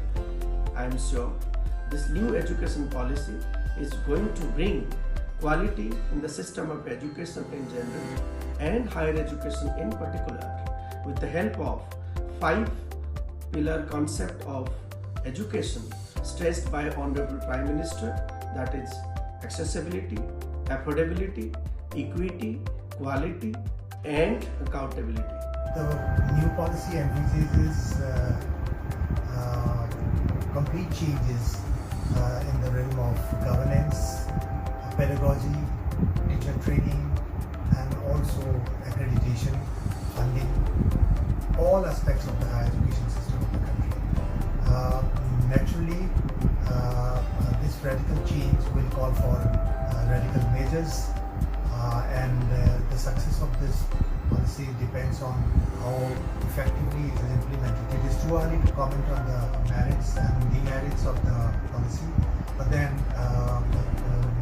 taking into account the radical nature of the changes, it can be said that its implementation will depend on how effective measures or mechanisms are put in place. The policy is too idealistic to my mind, and its practical implementation in a country as vast and as diverse as in India will be a major challenge for the government of India and for the entire teaching community. Everybody, this is Professor Venkatesh Laikar, Vice Chancellor Sanjay Gauda University. So whatever the lacunas in our higher education systems will be taken care by this new policy called New Education Policy 2020. Already we know that any institution is meant for 3 purposes: knowledge dissemination, knowledge creation, knowledge application. We are good in knowledge dissemination. We have to take care of knowledge application and knowledge creation by the students community as well as by the faculty. Second point is any curriculum is based upon 3 factors: knowledge, skill, attitude. We are good again in giving knowledge to students. What about the skill set are to be required by the outsiders and also the attitude. Third point is about the employability. Whomever we produce graduates, are they employable? You know that India the employment rate is around 10%. Fourth, regarding with respect to our cross enrollment ratio of our country, it is around 27.3. Compared to other countries, is very less. If you see America or Europe countries, there the cross enrollment ratio is more than 70%. So these are the issues of higher education. And one more thing I want to say is that whether we are capable of giving an interdisciplinary approach, multidisciplinary approach, and a transdisciplinary approach. I think the focus should be more on transdisciplinary approach. I think this policy is focusing on transdisciplinary approach.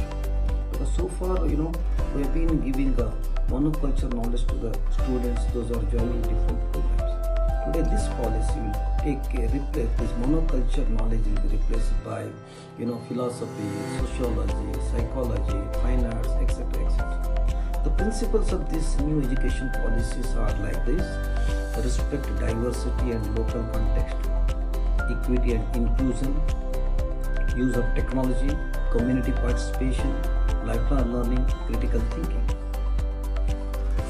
So, in our education systems, we have been forcing to learn a lot of subjects, whether it's useful for his life or the society. This policies emphasizing on reduction in curriculum, which is not required at all. So it focuses more on core essentials, critical thinking, interactive classes, experience learning, project-based learning, and case-based approach. So these are the plus points of this national education policy. At the end, I would like to say, in education system, in especially higher education system, the emerging technologies like machine learning, artificial intelligence, data analytics, blockchain, IoT, machine learning, these are to be taught to the students irrespective of the programs, because these are the need of the hour. I think this national education policy will take care of the inclusion of new technology which is required by the industry and society, then focusing more on transdisciplinary approach. That is the need of the hour. That means an engineering student, if he is interested to learn in music, he can learn music taking one subject or two other extra subjects. So I think, and also this NEP is taking care of the advanced learners also. A boy is very intelligent. If he wants to finish his degree within 16 years, this NEP is allowing them. So overall, I think this policy will take care of the economy of our country, and also I think we will once again emerge a universal guru for higher education.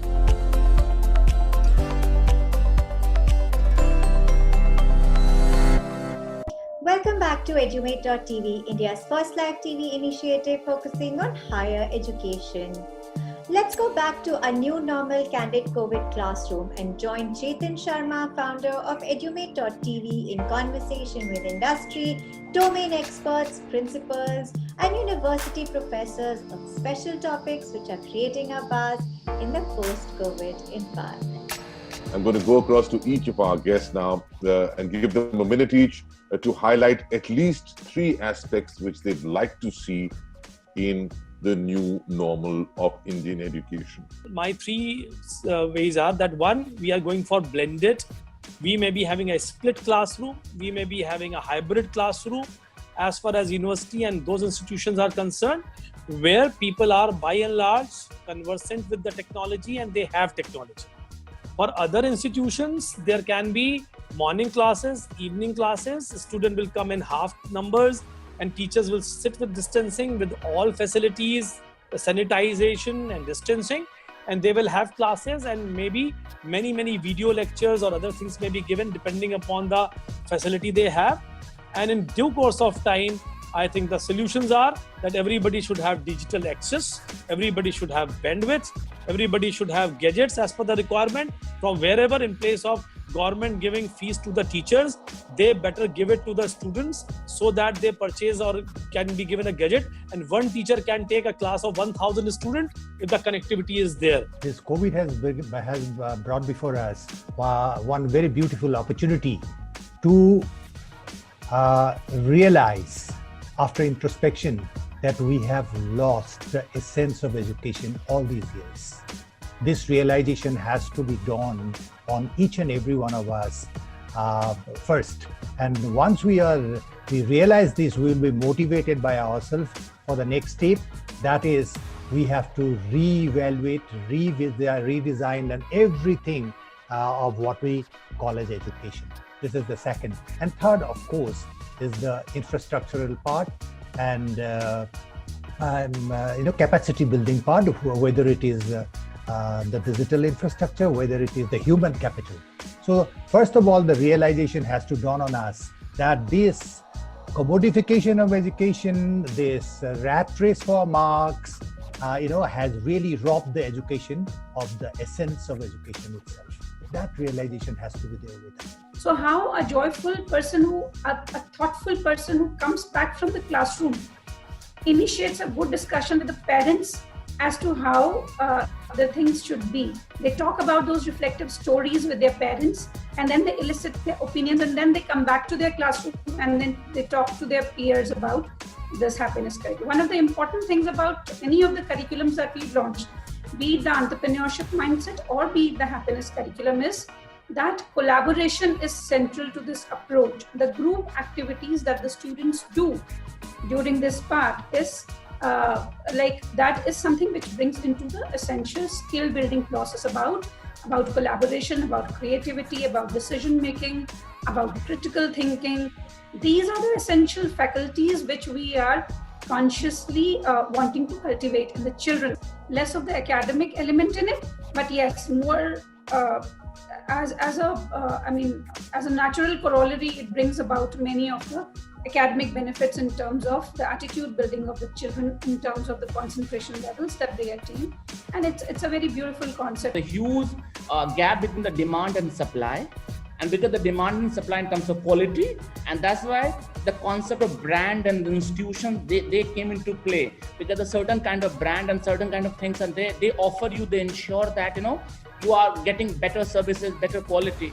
And I think the first thing what I want to see, like the way government must bring one more organism, one more organization into place, which I see that where the way you hire teachers for Kendriya Vidyalaya, the way you hire teachers for Navodaya Vidyalaya, I think you need to create a center where you hire people for online teaching. There's an online center where you are just hiring people. From there, you are delivering the highest order of content. Everything is there well in place for the government sector, for those schools. And I guess that will just help. And you hire people to develop and create, curate content. And from there, everything is done. That's as far as I'm concerned. And government sector is concerned, that's my first thing. Second part, I'll say the assessment process. The teacher, they has to have that techno savviness. I think the teacher, those who are taking online classes, as the time passes on, they will be also upgrading their online skills. And I think that will be a positive aspect of this pandemic. And then, and also one point that is that we can see now that there are some value changes. I have seen, we are also conducting some meditation classes. We have one group of students who have passed out our higher secondary. We have prepared a WhatsApp group there. They are doing some such classes. And one positive aspect we are seeing is that the students who have passed out their higher secondary, earlier they used to go out and have their classes in the degree colleges or universities like that. But now because of the pandemic and lockdown, they are staying in their hometown and they are helping their juniors. We require to structure the online education system and empower the teachers with the online teaching skills. And second point is that education system should be an amalgamation of the virtual classes and the physical classes. And the third thing is the school curriculum needs a revamp, and we need to include the life skills as well as the vocational courses, because we require good human beings in our society. So that is going to play a vital role in shaping our future citizens. Aspects of the new normal that I'm expecting is that we have to accept this new way of life, and we have to accept that technology will rule now. And therefore, we have to amalgamate the two process. And even if the school reopens, we have to upgrade ourselves to the new technology.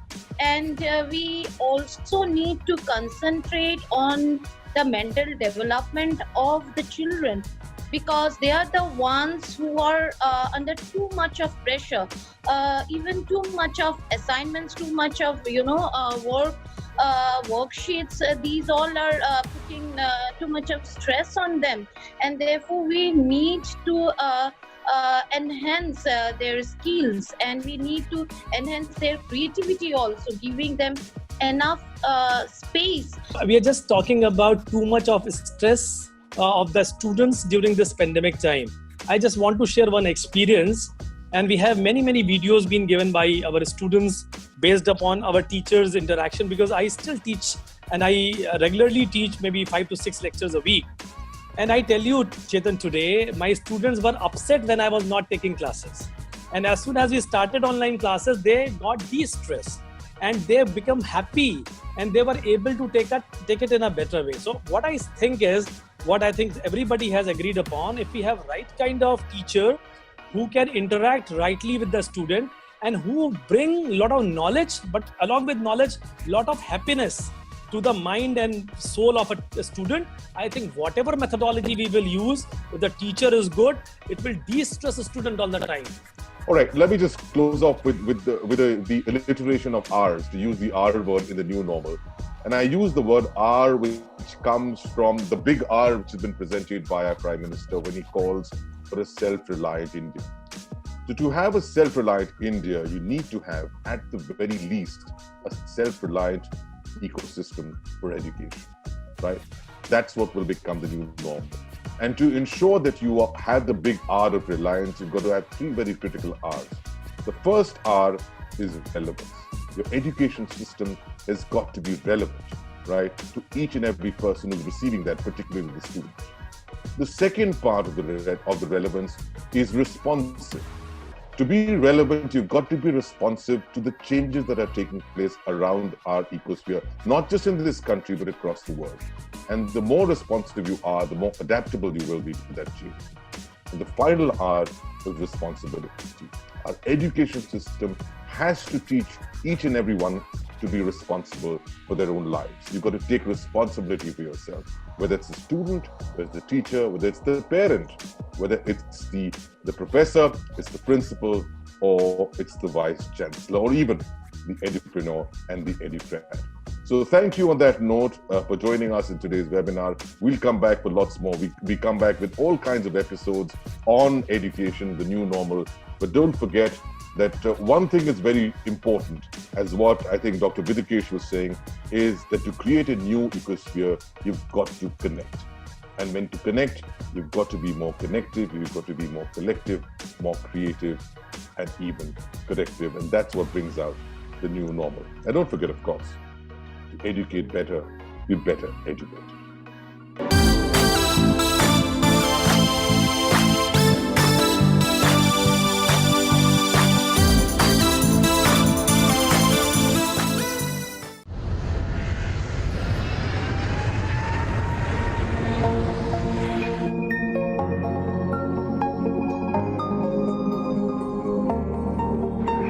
Welcome to Edumate.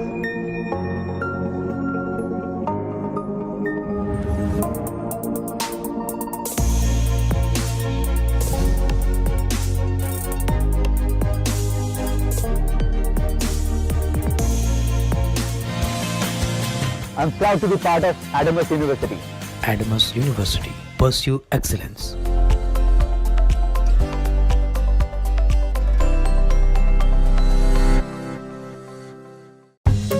You know you are an engineer when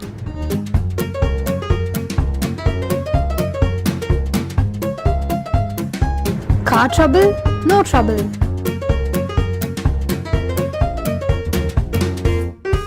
Hedge overgrown and you can't reach, there ain't no problem engineers can't solve.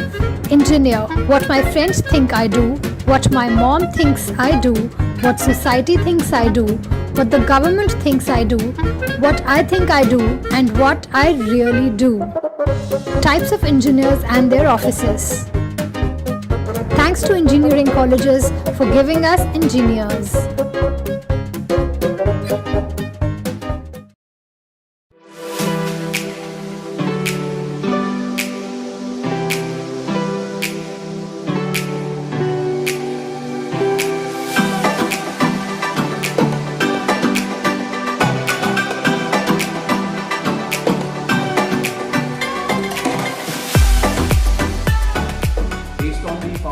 Pillars of access, equity, accountability, quality and affordability, I hope this policy is going to bring huge changes in India's economic growth and human capital development. It amalgamates the best practices from several Western and Southeast Asian countries and even countries for Europe. For the first time, I'm seeing that there is a deviation from curricular load to reducing the content to the essential core. I think this is going to go a long way in producing deep thinkers in our country. The policy is too idealistic to my mind, and its practical implementation in a country as vast and as diverse as in India will be a major challenge for the government of India and for the entire teaching community. What's necessary for an educational institution is to provide conditions in which a young person or a student when even faculty can begin to unfold the kind of brilliance and talent that they have within themselves. And I think that the new education policy really lays down the conditions, the framework, the parameters for this to happen. So in that sense, it's a remarkable document. Well, ironically, the new education policy aims not just at education, but the entire gamut of human resource development, as it expands the lens beyond structured curriculum and predictable careers to a holistic 360-degree character-building process, as it addresses the critical needs of employment and employability, offering a creative mix of flexibility and focus all throughout the learning life of a student. as it empowers the teacher, enhancing transparency and accountability through leaner governance. The new education policy truly has the makings perfect and clear 2020 vision, provided it's implemented in true letter and spirit.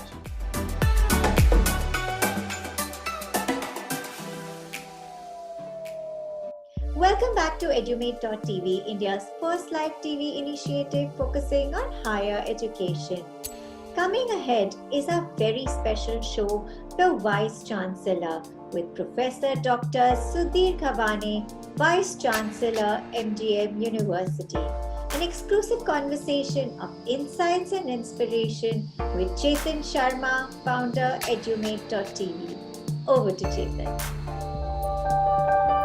Hello and welcome to Edumate.tv. I'm Chetan Sharma. We learn to live and live to learn in what has turned out to be an unprecedented situation, with history being written across the geography of Mother Earth, and a minor virus has created a major catastrophe, making each and every one of us rewind, rethink, reset, reboot, reformat before we rebuild a new future, a new norm.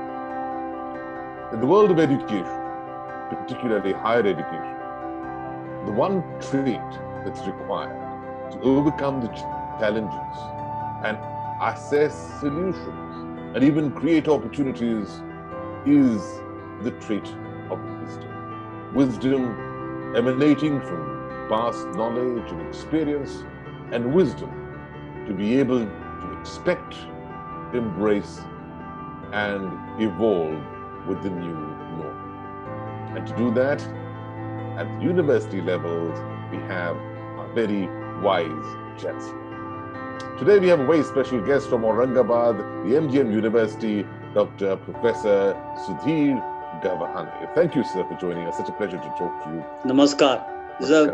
In Corona culture, you need to follow the Indian culture of Namaskar. It's such a pleasure to connect with you, sir. Talk us through you mentioned about Corona, so talk us through your learnings, your challenges, and your apprehensions during this very challenging environment. As a learner, I found that when this Corona epidemic came in forth and shaken the whole world, shaken every sector of the humanity, business, trade, education, and whatnot. And I realized that there is what World Health Organization has described as misinfodemic. So lot of unscientific misinformation, disinformation was spread along from the mainstream to social media to the print to very important persons holding the important positions. And that was, the information attacks were created a mayhem and the fear in the minds of the people. That was more dangerous than this epidemic itself. So I personally feel that educating our people, informing our people, and informed democracy is very important in the context of pandemic like this. So we are disturbing the eco-balance, the ecosystem of living and non-living organisms, and it is we intellectuals, we are destroyers of the nature which gives us the life, and we ourselves, so-called intellectuals, are destroying the nature. That is the saddest part of the thing, and we are not even prepared, because United Nations Environment Program is saying consistently that there is a possibility of many more such zoonotic diseases which are going to attack us. Are we ready to face and change our mindset? That time has come to spare time for the nature, work for the nature, preserve Mother Earth, prosper not by money, capital, prosper by nature, prosper with the nature, encourage the development of the nature. That is the message this particular pandemic has given to us. Thank you for helping us learn what the pandemic teaches. It teaches us exactly what you said.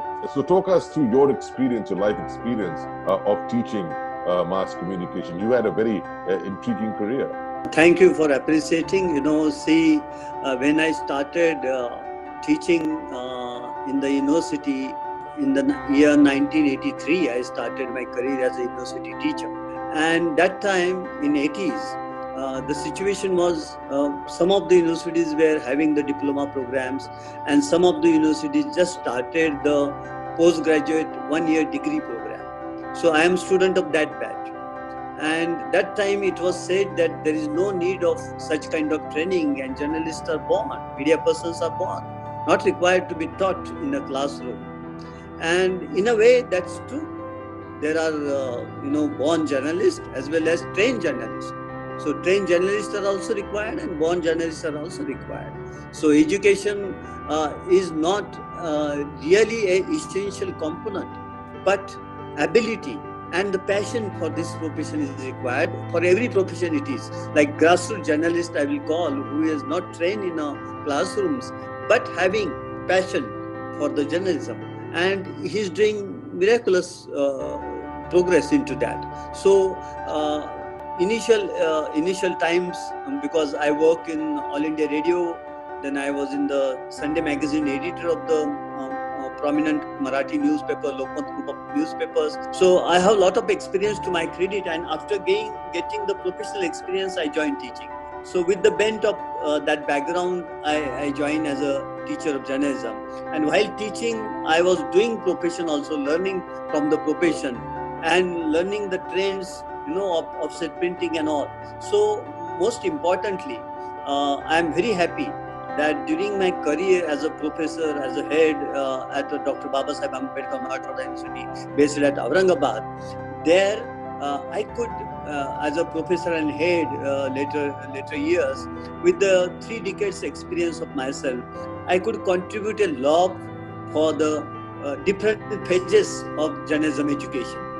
So, for example, I have made a plan for digital studio, and we got 10 crore rupees sanctioned by the government of Maharashtra for developing high definition television studio, high definition radio studio, Apple multimedia lab in a public university, and that kind of infrastructure we have developed and moved towards, earlier it was a print centric, then from print centric to radio centric, radio to TV centric, and then the multimedia centric kind of journalism journey I have noticed and I have worked with, and I have adapted myself to the changing situations. And now the social media presence which we are now experiencing, that is very important for me, that now we are in a multimedia environment, global environment. So main aim of the journalism is the public interest. Thank you for highlighting the qualities of a journalist. Very, very critical in this environment.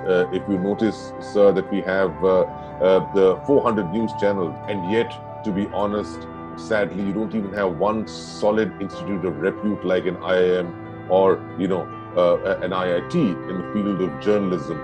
But it also gives you an opportunity to think that perhaps it's about time that we build a world-class media institute. Yeah. I'm going to quickly come back to the points of COVID, because you very, beautifully elucidated the philosophy of learnings which were emanating from COVID. But there are also a lot of practical learnings, Dr. Gavane, particularly in dispensing education, whether it's the online education, it's the blended education, So how have you as a university coped up with it? When COVID-like situation comes, the digital learning, I always call it as digitally driven education, DDE, from the conventional kind of education, classroom education, with classroom. Now we are without classroom, WC to WC. That is the change we are facing, right? With COVID, WC is also with COVID. And AC, after COVID, what? So the governments across the world, the national regulatory bodies like University Grants Commission in our case, NAC, National Assessment and Accreditation Council, which accreditates the quality of the higher education. I am involved, associated with NAC for last 20 years. And I have noticed that, deployment of ICT, information communication technology, was the emphasis by UGC, was the emphasis from the government side, MHRD, emphasis from the society leadership, but it was not practiced. So because of COVIDization of the higher education, what happened that every teacher, every institution, every management from UGC to small college and a remote place were compelled to grab and accept and go for e-learning mode, digitally driven education. This is a sea change we are noticing, a revolutionary change we are noticing, and that is a positive step, positive effect of COVID. COVID has made a lot of negative effects on our society, no doubt about that. But there are few positive effects, and one of them is this, that people are now concerning about their mental and physical health. People are now concerned and thinking about the health system required for the country. They are considering about the education. They are considering about the protecting the nature. These are the 4 positive effects of the COVIDization. If you look at the overall scenario, there's also a threat to the digital divide, which can be very dangerous as well, because of the lack of the digital infrastructure. So you could come to a situation unless and until we ensure, you talked about democracy, you also have to look at inclusiveness. And unless and until there's digital connectivity through all parts of our country, you will create a bigger rift between the haves and the have-nots. That's one threat. And the second one being this entire uprising against onlining by parents, by students. So it's not necessarily as simple as it seems. It seems logical, but it's not necessarily, simple to implement. Very valid point you raised, sir. I appreciate that. And this is the ground reality of a country like India, right? And digital divide is a major issue in India, but it is not impossible to solve. Just what we require is the political will. All the corporates, all the governments, if they decide, so through the mobile device, if you give the smartphones in the hands of every child, right? And if you provide broadband facility to everywhere, that is possible. 5G is already there, but you have to adopt that, and government has to invest hugely into this. It is not just commercial thing, it's an educational thing, empowering thing, empowering rural masses. And if you do that, we will be entering into what is being International Telecommunication Union, ITU, has described as network society. We are moving towards the network society where every human being on this earth is going to be connected with each other through smartphone. So mobile learning is a new pathway, low cost, affordable, easily available, anytime, anywhere. But as you said, the divide is very dangerous. The broadband facility is not as promptly and with the speed required is available in the metros. It is not available in the rural areas. There are 6,46,000 villages in India, and 60% population of our country resides in the villages. What about these millions and millions of children? I personally feel if MLAs and MPs and the Jilla Parishads and the corporates under the CSR, if they provide sufficient amount to provide one smartphone to every child of poor section of our society, it's a tool of revolutionizing their future. It is going to be educate not only that child but the parents also, if he is farmer or laborer. This is the political will issue. The digital divide can be removed, eradicated. So you mentioned this word twice. Political will, and we all know that education by and large is actually a political subject. Are you also then suggesting that perhaps the will is not enough in this country at this point of time? Because even though there is progress, the progress doesn't seem to be at the requisite speed, and there seems to be a lot of conflicting thoughts coming up and between center and state. education is a concurrent subject. It is of the central government, it is of the state government too. And we are a federal government, federal democracy. We should understand the spirit and issues, referred by different regions of our country. For example, my opinion that this total lockdown, which we took a decision, was a wrong decision. Why I am saying wrong? Because initial stage, what was happening, that in the rural area, 6,46,000 villages, there was no corona. There were no patients. Why we have closed them down? Right? So there were taluka places, small cities, towns. We have closed them down, denying the access to the smartphones. We are denying access to the knowledge and information, which is the birthright of every citizen, every child of our country. And is it possible or not? I will say it is possible. If corporate world and if the political systems of the different states, they decide they can do this. You mentioned about the several advantages and positives one can draw out of COVID. Well, some of them are in the realms of new career opportunities, which are being seen. Right. It's also giving us the opportunity to relook at our entire education system, which seems to be a little archaic right now, and look at more holistic education, look at multidisciplinary skilling education. So what is MGM as a university doing on that front? Our Mahatma Gandhi Mission Charitable Trust has established this MGM University. So our founder is the staunch follower of Gandhi, and he has done M.Tech from IIT Mumbai in 70s. Kamal Kishore Kadam, and he was the higher education minister of the state of Maharashtra also. And we are having two universities, one in Navi Mumbai and one is in Aurangabad. At Aurangabad, we are having engineer Dr. Ankush Kadam as our chancellor. So our vision is to cope up with the situation that COVID protective welcome kits we are providing to our students, number one. Number two, realizing the ground reality that the first semester upcoming student, because from the 1st of August, we have to start the classes of the existing students. So those classes we are starting online, number one. Number two, we have trained our teachers to cope up with the situation, and I am very happy to say you that nationally and globally even, the teachers have adopted themselves to the new situations, new normal. And now, from the 1st September, as per the UGC guidelines, we are expecting to start our new academic year, right? But that is also physical classes is not possible. So what we are doing, that two models we are working on. One, dedicatedly e-learning model, open and distance learning model, wherein first semester till the December, we will be engaging our student by e-learning mode, number one.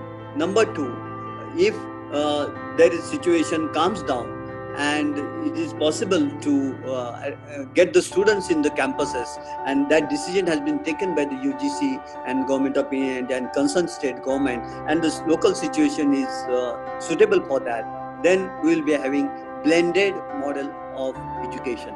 In that, we will have a COVID-friendly classroom, wherein instead of 60 students sitting, we will make arrangement for only 30 students. All the practical labs we are converting into a classroom too, because they are compromising, they are encompassing the 30 students.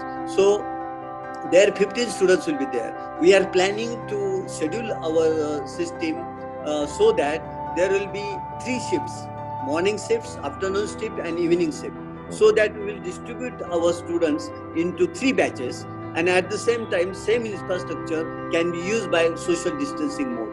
We are going for COVID-friendly offices.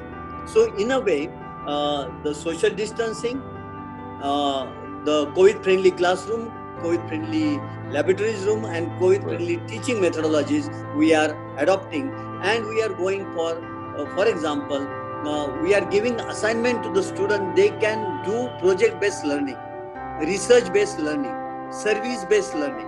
These are the three models. Dr. Sudhir Gawane, absolutely revolutionary. Your thoughts, your words, and most importantly, your actions. Thank you for being a wise judge. Thank you. Thank you very much. Thank you very much, and all the best for your missions.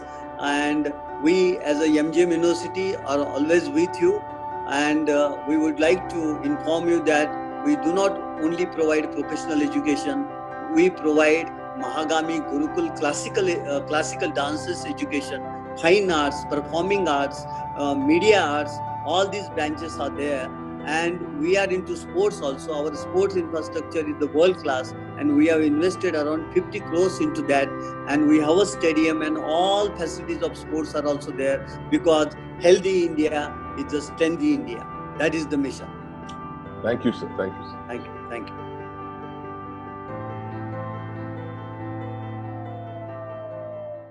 Thank you for watching this broadcast on Edumate.tv. Stay logged on to www.edumate.tv for all the latest news and analysis from the world of higher education.